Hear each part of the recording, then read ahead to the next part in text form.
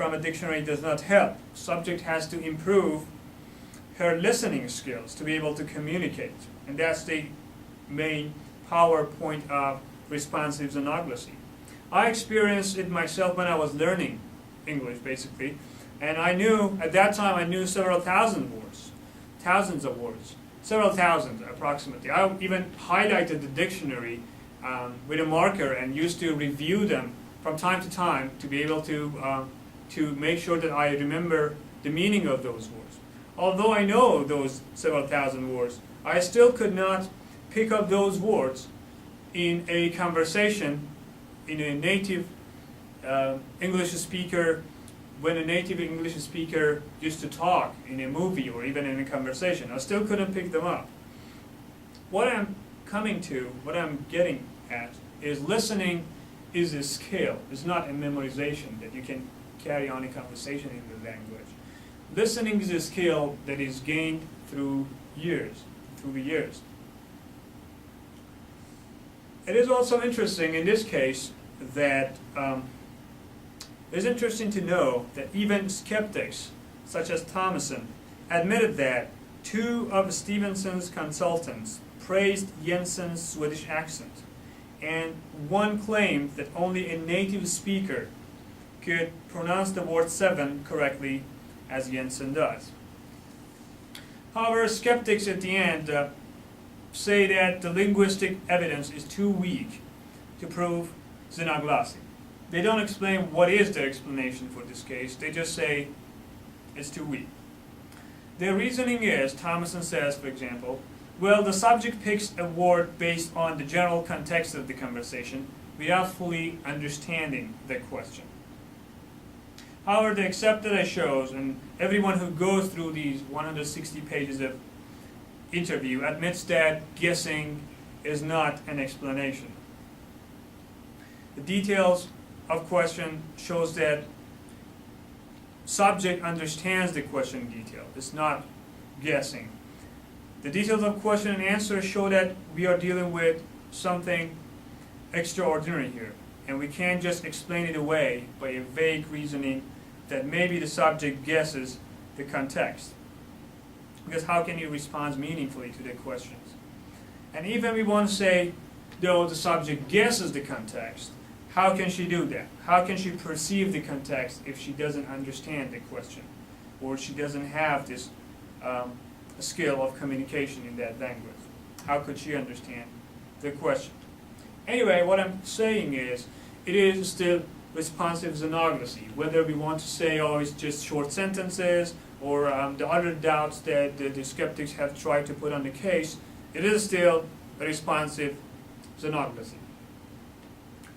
Jensen case is not the only case that Stevenson documented. There are several others. Another example is Gretchen case. In 1971, the investigation and documentation of this case started. It's about another American woman named Dolores J., who remembered a previous life under hypnosis as a teenage girl in Germany in 19th century. She has never learned German. She has never been exposed to any German friends or relatives. She had never been to Germany, but under hypnosis she could understand the question and respond in German, astonishingly. She also gave the name of places, cities, locations where she lived, historical events of her time. One example of the cases when part of the interview, when she was asked how old she was, she replied correctly 16. So she understood the question perfectly and replied meaningfully. Stevenson documented about 30 pages of responsive xenoglossy with this person.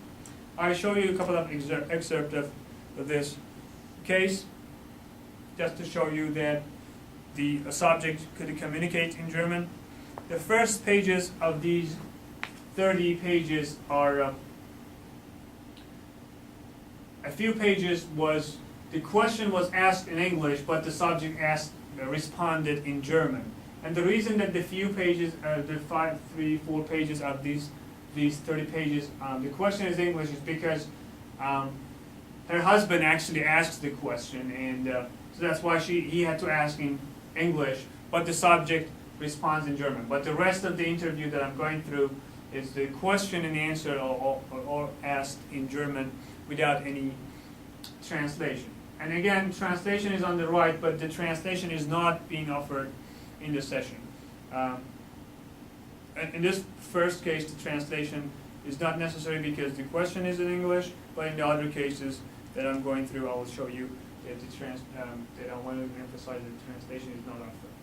The subject, the interlocutor asks what kind of work does he do. They're talking about his father and her father. He was her father, and she answers in German, he is a mayor.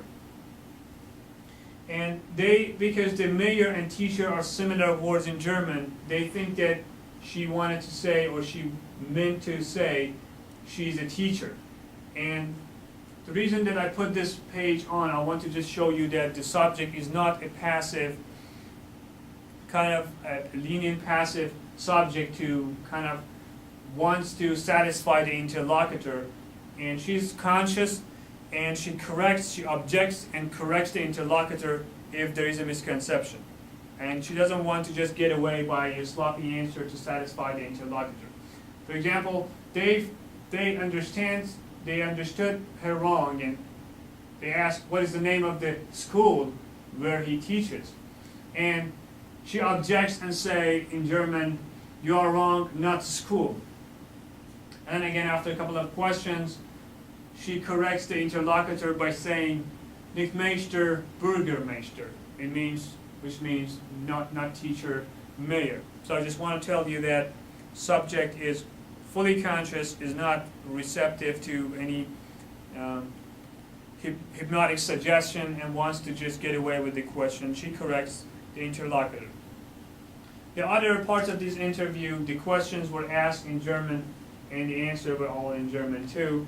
As you see, some skeptics say that the subjects can just only know words, but actually, obviously in this case, for example, they ask that what kind of vegetables do you eat, and the subject makes sentence and says that in German she says that I do not like vegetables and I eat potatoes. So there are several examples that subject shows the ability to make German sentences and shows that she has a good grasp on German language. Here's another example that I want to show you how subject is aware of what she is saying, and she can make long sentences. After a long interview, they ask a relevant question. One of the interlocutors asks a relevant question that, would you like to talk? And at this point, the subject's patience grows thin, and she answers in German, already I told you everything, why the question over and over again? So, which shows the subject has a ability to make long sentences as well, as shows that the subject has a good knowledge of German language. In addition to Dr. Stevenson, these people, Dr. Doris Wilsdorf, University Professor of Applied Science, University of Virginia, Dr. Kurt Kerr, formerly Associate Professor of German at Mary Baldwin College in Virginia, and Mrs. Elizabeth Hollister Day, former instructor of German at University of Virginia. All natives of Germany participated with Dr. Stevenson in sessions with the subject. They communicated with the subject, they interacted with the subject, they talked to the subject in German, and stated their testimonies, proving that, or approving and admitting that the subject were able to communicate in German. Again, the general skeptics have some skeptics on typical skeptics that we see in this case also, that, well, how the skeptics say, well, how we know, maybe the subject is fooling us, just memorize some words. And as I explained, when you go through the details, as I show you, still difficulties with this theory. And for example, how can the subject understand the question to give the correct answer, even if it's just a memorization? So a subject has to understand the question correctly, which is makes it impossible to do it with memorization. And There are other skeptics that have said that maybe Stevenson has made the data up and cooked the data, but then we have to postulate that in addition to Dr. Stevenson, Dr. Saline, Dr. Wilsdorf, Dr. Kerr, and at least 10 other, all involved, 10 others of them, I haven't mentioned them, some of them who are linguist experts and university professor present at the sessions are all involved in this fraudulent act or hoax. Moreover, I think that if somebody wants to fake the case, they create a case, it can be faked much better than this, much better than they could just provide much better conversation to convince many more people rather than uttering a few words like this. The details of this case was published by Stevenson in 1984 in a book titled On Learned Language, New Studies in Xenoglossy. When I present a whole investigation like this in one slide, you might think that, well, the subject might have learned the language before and is fooling the investigators or all other possibilities. However, that's why I'm asking you to go through the investigation. When you read the details of investigation, you just put that possibility aside. These excerpts I show you, in my opinion, are by no means a representative of the vast investigations Stevenson made for these cases. That's why I invited all of you to read a complete report of these cases. The cases of xenoglossy are more than a couple. There are other cases, like Shirada case in 1975. It's not only in the United States, a 75-year-old Indian woman who remembered the previous life as another Indian woman. And the interesting thing about this case was it didn't require hypnosis. The subject could remember suddenly in an altered state of consciousness that used to overcome her. It started to remembering from time to time, maybe once a week, twice a week, remembering past life memories of another person, another Indian woman. And she started to talk Bengali, which was different from her own native language, which was Marathi. The interview that was conducted with this person, in the interview she understood the questions and responded in Bengali, so she could communicate well in that language. Totally different from her native language, Marathi. Some of the skeptics that have not been familiar with the details of these languages have said, well, Marathi and Bengali are both spoken in India. They probably have the same roots, and the subject might have been able to understand. However, anyone who is living in the country of India or is knowledgeable about these two languages, they know that they are totally different languages. Even the wording, sentence structure, grammar is all different. Here's an example. On the top, there is an English version of a Gospel of Luke verse that says, a certain man had 2 sons and the rest.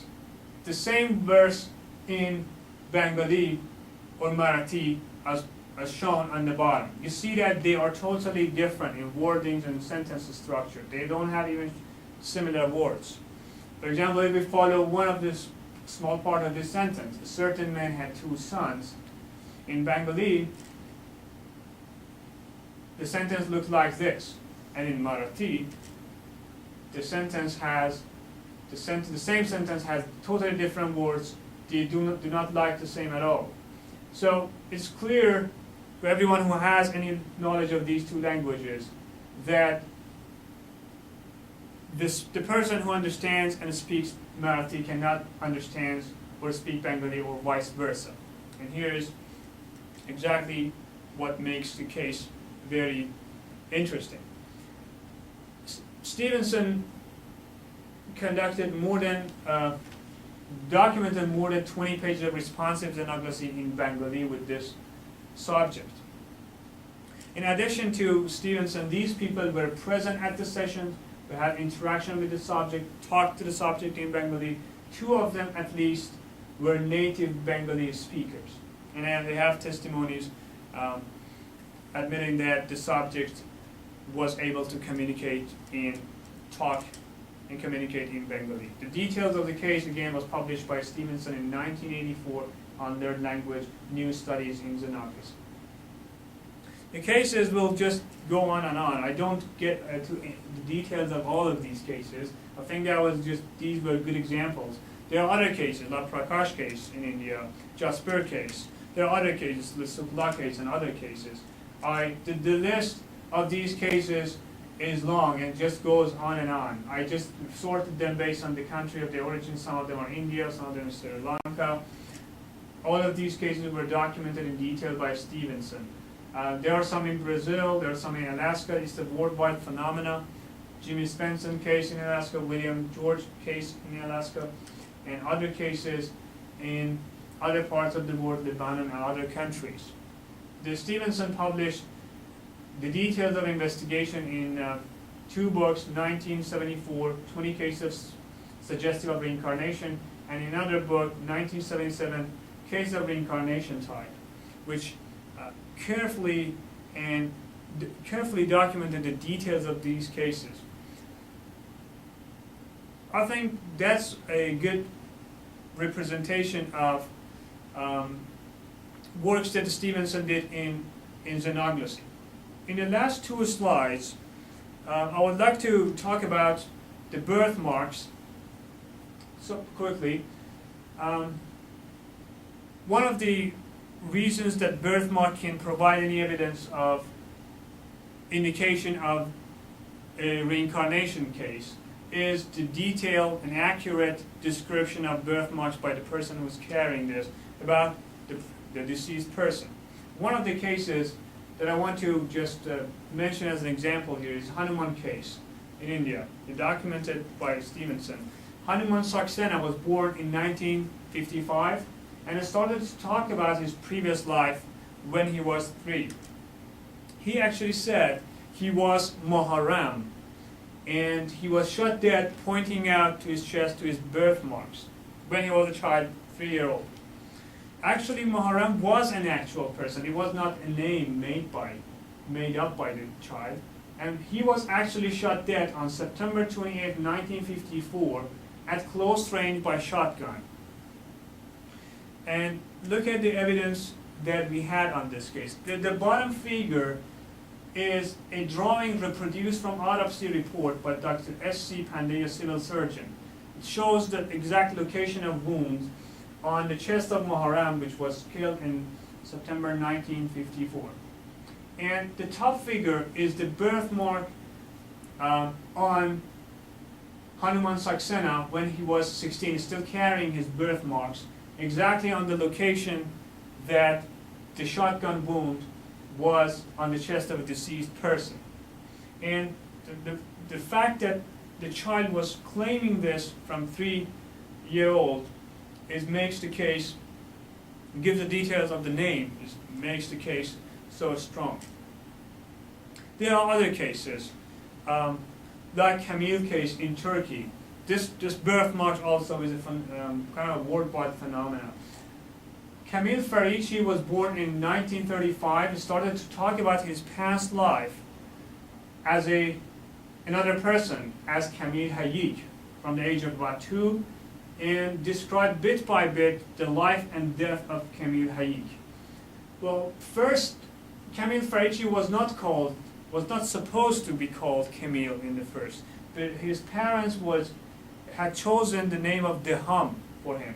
But Kamil insistently, from childhood, was resisting to be called by any other name other than Kamil. So finally their parents yielded to his demand and called him Kamil. The interesting facts about this case is Kamil Hayik actually was shot dead by police force in 1935. And the story was Kamil Hayik was a criminal on the run and was wanted by police force for several years. Finally, the police discovered where he and his brother was hiding in a house in a suburb area, and they surrounded the house and asked the Kamil Hayik to surrender his weapons and come out. Camille and his brother refused, and they start shooting at the police force. After a long shooting, the police couldn't get close to the building due to the heavy shootings of these two criminals. After a long shooting, the police decided could approach the house and set the house on fire to force these two people to surrender their weapons and come out of the building.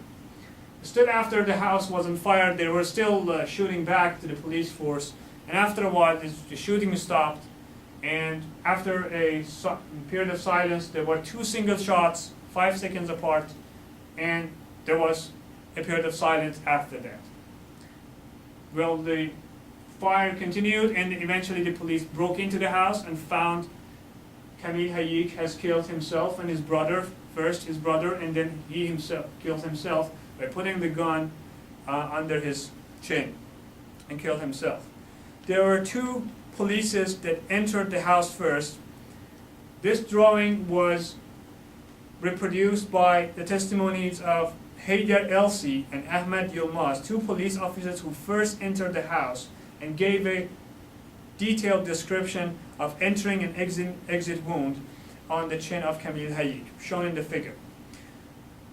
This drawing was corroborated by Camille Hayik's sister, who received her brother's dead body. She also confirmed that the locations of wounds are exactly accurate according to what she saw after seeing his dead body, the dead body of her brother. These people, the police officers and Camille Hayik's sister and her family, did not know anything about Camille Farichi's family, or did not know any of members of Camille Farichi's family. This is a picture of Camille Farichi birthmarks, which she carried from birth, one under her right chin, a birthmark, and exactly again on the top left side of his skull, exactly consistent with the location of entry and exit bullet wound on the head of Camille Hayik. So these details makes it very difficult to be explained away by coincidence or by the fact that the child has just seen them on TV because it's the birthmark. So it's just very difficult to explain away by just ordinary explanations. Camille Farichi's parents say that the birthmark under her chin was a scar-like area that bled some days after his birth. And also, his parents say that Camille Farichi has, as a child, had several recurring nightmares of fighting with police force when he was a child. So these details of the case that make these cases strong. There are other cases of birthmarks. I don't get into details of them. If you're interested, you are encouraged to follow the reference and read the details of them. From more than 100 cases similar to this was documented by Stevenson and published in 1997 in a book entitled Where Reincarnation and Biology Intersect, and in another 2-volume very extensive book by Stevenson in 1997, more than 2,000 pages of densely packed documented cases about birthmark cases, which is entitled as Reincarnation and Biology, a Contribution to Etiology of Birthmarks and Birth Defects, published in 1997. Some skeptics say, well, how can we rely on Stevenson's data? Is it repeatable? Can it be reproduced? Maybe Stevenson made some of them up. I just want to say in here that Stevenson's findings were corroborated by 3 independent researchers. They analyzed and re-examined and verified Stevenson cases detail, raw data, and other testimonies and interview details. And then, not only that, they performed their own research and found similar results. One of them is Dr. Erlendur Haraldsson, Professor Emeritus of Psychology on the Faculty of Social Science at University of Iceland. Dr. Haraldsson not only investigated and re-examined and verified the authenticity of Stevenson's data, he became so intrigued by the phenomena that he began his own research on the phenomena. He made trips to verify Stevenson's case to India, and then he began his own research and found several cases on his own. He made several trips to Turkey and Lebanon and developed some other cases totally independent and different from Stevenson's cases and published on the subject, corroborating the Stevenson's findings. He published several papers on psychiatric journals on the subject. There are other researchers like Dr. Jürgen Kehl that also re-examined and verified authenticity of Stevenson's data, and she is the Associate Professor of Psychology at the University of Tasmania, Australia. He also published his own cases and his own research on the phenomena. Also, Dr. Antonia Mills, Professor in First Nations Studies, University of Northern British Columbia, Canada. She also re-examined the data of Stevenson and published on the subject independently, corroborating and verifying Stevenson's data. Therefore, Stevenson's data were examined and reproduced and replicated by other researchers. I think that I am way over my allotted time. I apologize for the long presentation. I thank you very much for your patience and time, and I'm ready to take your questions. Thank you.